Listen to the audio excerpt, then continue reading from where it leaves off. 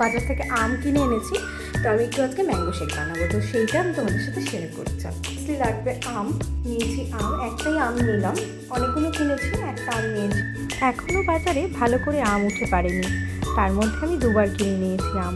প্রথমবার যখন কিনেছিলাম বেশ টক হয়েছিল, কিন্তু এইবারেরটা দেখে তো মনে হচ্ছে ভালো, মানে আমি একটুখানি টেস্ট করে দেখলাম বেশ মিষ্টি, তাই ভাবলাম ম্যাঙ্গো শেক বানিয়ে নিই। এই গরমে চা খেতে একদম ইচ্ছে করে না, কিছু ঠান্ডা ঠান্ডা খেতে ইচ্ছে করে, তাই ভাবলাম আজকে একটু ম্যাঙ্গো শেকটা অন্যরকম করে বানাই। তোমরা কি করে বানাও আমাকে কিন্তু শেয়ার করতে ভুলো না। আজ আমার মেয়ে বাড়িতে নেই, ও গেছে একটা ইনভিটেশনে, তো আমি বাড়িতে রয়েছি, ভাবলাম সন্ধেটা একটু অন্যরকম করে কাটাই। তো দেখো আমি ম্যাঙ্গো শেক নিয়ে আমার মতন করে আজকে সন্ধেটা কাটাচ্ছিলাম। দেখে নিই কিরকম হয়েছে ম্যাঙ্গো শেকটা।